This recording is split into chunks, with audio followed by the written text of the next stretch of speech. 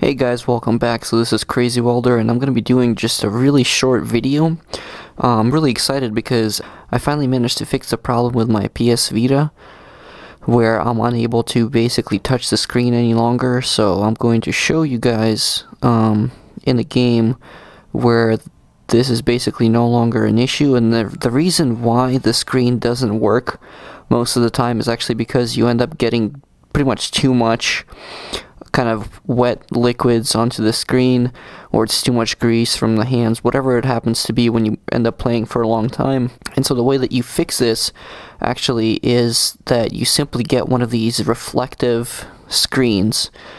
So in my case, it's a tempered glass one. It's a screen protector. There are plastic ones, but I would recommend getting something that's glass just because it actually just ends up performing more like the original screen. And what I like about this one too is that it basically looks just like the original screen there, and I've got a pretty interesting Wi-Fi name going on there. But in a lot of ways, this is basically the closest you'll get to the original feeling of the screen. Now, there are already some spots on here because of the fact that I have some damage to my screen from the Vita being carried around. But essentially in this game, Unit 13, after a while, my biggest issue would be that I couldn't actually touch the screen properly. So if I did, none of the buttons were responsive.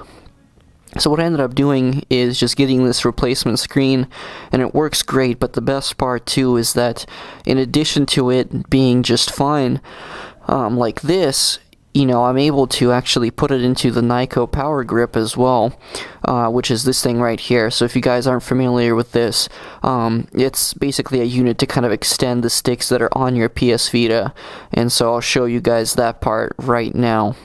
Okay, so here's the Vita again, and I'm just gonna slide it in here, real simple. I'm gonna lock it in, push the lock, and so there it is. It's now inside of the Nyko power grip, and I'm able to do everything as I would like to. And the best part is that now I'm able to throw grenades, and I'm able to shoot my gun, I'm able to reload, and it's all completely okay. Before, basically what would happen is that if I tried throwing grenades, it would end up essentially not throwing them, or if I ended up pressing on the start screen, I'd try to say, oh, I want to restart the mission, but it wouldn't actually do that. It would just get stuck, and I would have to go back out to the main screen and then try and continue the game to be able to push any buttons, and I'd have to constantly keep wiping my screen off. But now with this grip and with this screen, it's no longer the case at all, which is absolutely awesome. Now, the Nyko power grip I won't necessarily recommend for somebody who's got smaller hands like me. There is, I believe, a Japanese grip that I'll put a link in the description to, that you actually have to buy off of eBay, which is much more comfortable. But this is pretty good for FPSs. The only problem is, again, if you have small hands, reaching the triggers is kind of a problem. But as I was saying, with this, screen, the extra screen protector, it actually still manages to fit into the power grip just fine. So if you have any questions about it fitting a different grip, you don't have to worry about that. There's not enough of a height on this screen to really make a big difference. So this is basically my really short and quick review of a fix if you're having issues with the touchscreen on your console.